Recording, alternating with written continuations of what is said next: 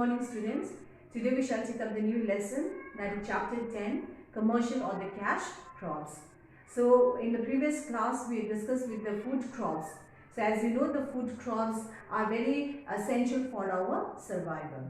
So along with the food crops, we even grow the cash crops because these cash crops enhance our life. Okay. So cash crops are those crops which are primarily grown for sale. That means they are meant to earn the profit.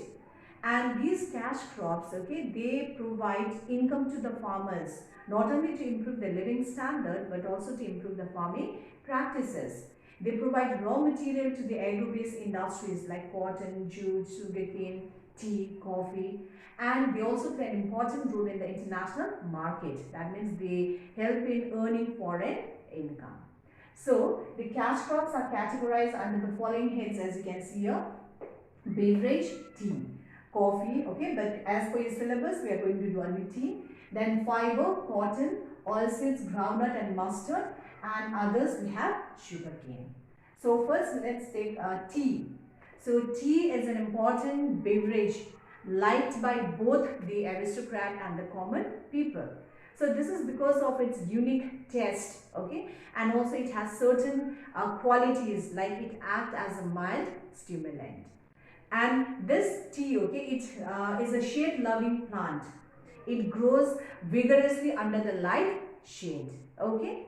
And morning dew, okay, like heavy dew, then morning fog, and abundant high humidity, these are best good for the cultivation of tea. And tea is mostly grown in the hilly slopes. So now let us see the geographical requirements or the climatic conditions. Number one, temperature, sorry. So the temperature requirement is 10 degrees Celsius to 35 degrees Celsius. And 25 degrees Celsius is most suitable for the growth of tea. Okay, it's ideal for the growth of tea, 25 degrees Celsius. Then rainfall. Tea plant, okay, it cannot tolerate the dry spell, okay, for the long period of time. So it cannot tolerate or it cannot withstand dry weather condition. So therefore it requires abundant rainfall of 150 centimeter to 250 centimeter, and it should be well distributed throughout the year. Then the soil, well drained, rich in nitrogen, or sandy loams are the best. So sandy loam means it's a combination of sand, okay, a high proportion of sand, silt and the clay. So and this sandy loams are considered best because it has a good drainage, okay. So these are the requirement for the cultivation of tea. Then next point is, tea is grown on hill slopes. So why hill slopes are preferred for the cultivation of tea? Because tea bushes or tea plant cannot tolerate stagnant water. Water logging is harmful or is injurious for the tea plant. So therefore, tea bushes or tea is mostly grown on the hill slopes where water drains out easily. Now let us see the methods of cultivation. So there are two methods, from seeds and from cuttings, known as a clonal planting. So from seeds, the seeds are raised in the well-prepared nursery beds. And within the year, when the saplings attain a certain height, they are transplanted to the tea garden, where they are planted or where they are grown at a distance of 1 meter on all the 4 sides. So that's from the seed. And the second one is from cuttings. So cuttings are taken from the mother plant. That's a high yielding variety of plant. Okay, the good quality plant are selected, and from there the cuttings are taken. And these cuttings are raised in the nursery, and when the saplings are 20 centimeter in height, they are transplanted in the tea garden. So this method is known as your clonal planting. Okay, so these are the two ways or the two methods of cultivation, that's from the seeds and from cuttings, known as a clonal planting. Now let's see the harvesting. So tea leaves are ready for harvesting in about 3 to 4 years. And tea picking is a very skillful job. It requires patience and judgment. It's usually done by women who are better pickers. So the finest tea is obtained from a young shoot, okay, comprising of two tender leaves and a bud, which we call it as a fine plucking.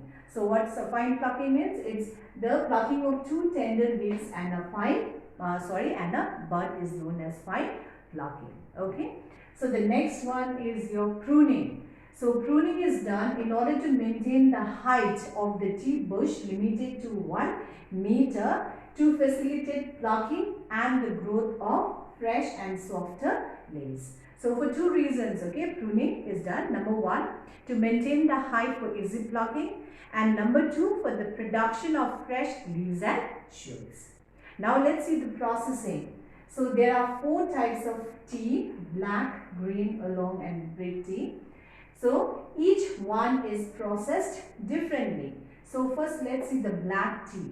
Okay, so you can refer your textbook also.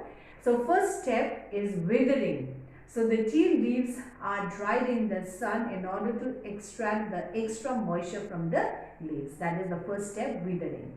Then second one is rolling. So under rolling, the tea leaves are crushed, okay, in order to break the cells or the fiber, and also it will expose the juice to the air for fermentation, and this will help in retaining the special flavor.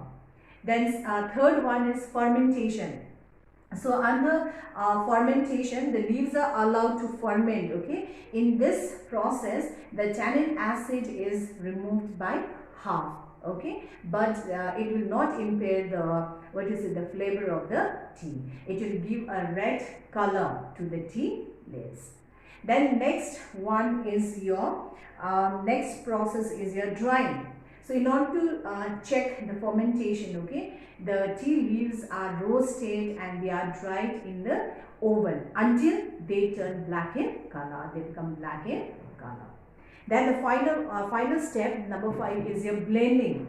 So the tea testers and the expert blenders, they will blend the various grade of tea. So these are the 5 steps involved in the processing of the black tea. Okay, that is withering, rolling, fermentation. Then next one is your drying, and fourth one is your blending. Now let's see the green tea.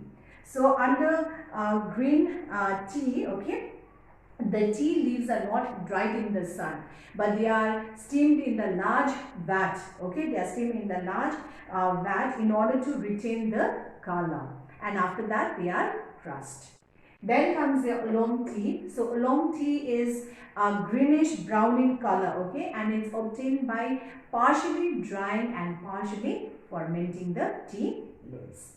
And finally the brick tea. So the inferior variety or the coarse leaves are crushed, okay, they are crushed, and the tea dust are compressed and they are made into the rectangular block, okay, of the brick tea. So that means it's an inferior variety of tea which are obtained from the crushing of the coarse leaves or the inferior leaves. So these are the 4 types of tea, okay, and these are processed differently, okay, they have a different processing, okay. So now let's see the area. The last topic is area.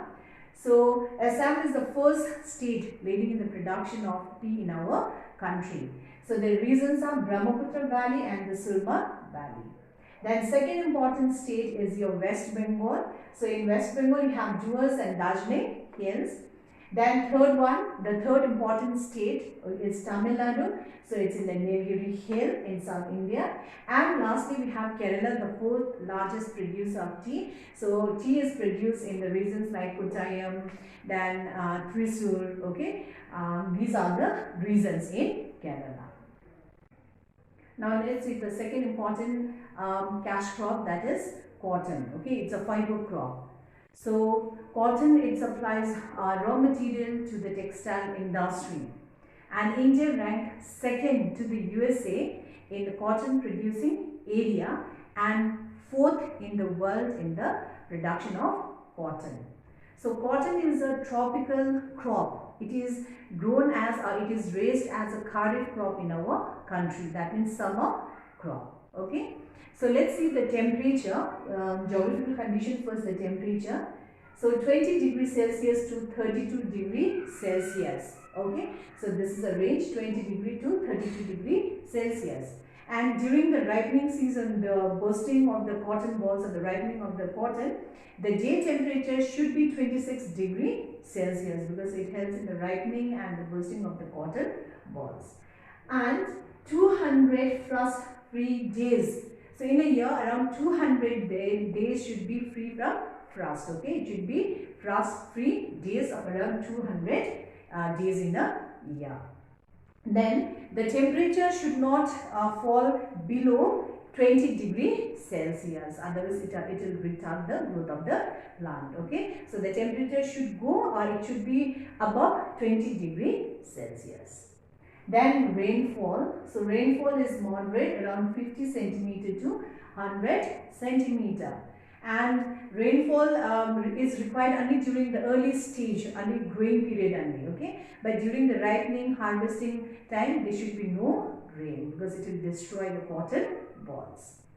Then abundant sunshine during ripening and picking. So during the ripening and the picking time, there should be abundant sunshine. Okay.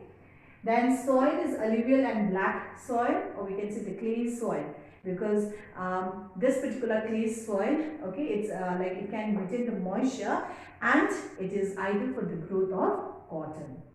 Then next point is it's a soil exhaustive crop. So therefore regular manuring or the fertilizers have to be added in order to gain the fertility of the soil. So now let us see the method of cultivation. So under cultivation, first one is the sowing of the seeds. So it's done in two ways, broadcast method and the drilling. So broadcast, you know it already, isn't it, in rice, wheat and all that, the scattering of the seed over the field by the hand. Then number two is under drilling, the seeds are sown, okay, in like they are put in the bamboo shaft, okay, through the bamboo shaft which is attached to the plough, and then they enter into the soil, okay, in the furrow which is made by the plough. And though it is time consuming, but it prevents the wastage of seed. That is under a drilling method. So these are the two methods for the sowing of the seeds. Then next one is your harvesting. So the harvesting, it begins in the month of October, okay, in October, and it will go on to March. So in a year, the 3 to 4 pickings of the pickings are done, okay, 3 to 4 pickings as the ball or as the crop matures.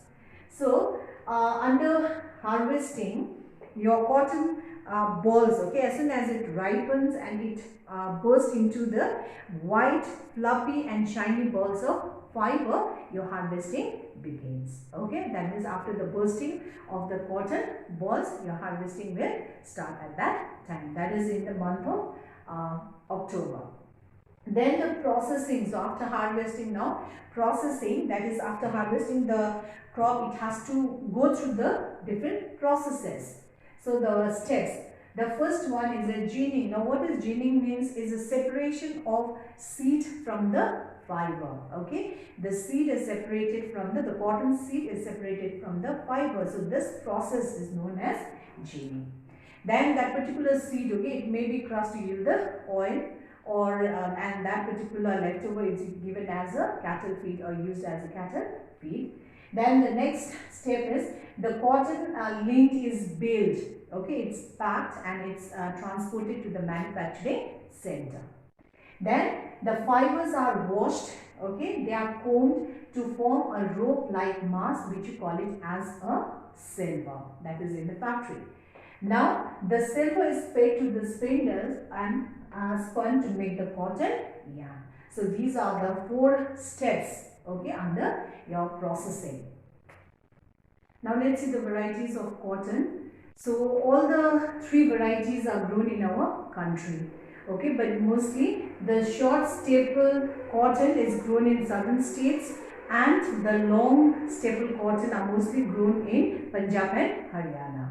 So now what do you mean by staple? Staple means it's a length of the fiber, and in India the cotton is graded commercially on the basis of this length of the fiber. Okay, so how is cotton graded in India? It is graded on the length of the fiber. So that's a staple. So there are three varieties: long staple, medium staple and the short staple. So in long staple, which is considered as a superior variety, okay, the length of the staple is about 2.8 centimeter. So that is considered as a long staple. Then the medium staple, the length of the fiber is 2.2 centimeters to 2.8 centimeter. That's a medium. And the short staple, the length of the fiber is less than 2.2 centimeter. So now let's see the areas. So there are three areas, the three regions, okay, in India. Number one is the northwestern Deccan. Number two, central and southern Deccan of Karnataka and Tamil Nadu. And number three, the upper Ganges Valley. So like the states are, the important states: Gujarat, Andhra Pradesh, Telangana, Maharashtra and Punjab. And the rest comes from Haryana, then Karnataka, Tamil Nadu and Rajasthan.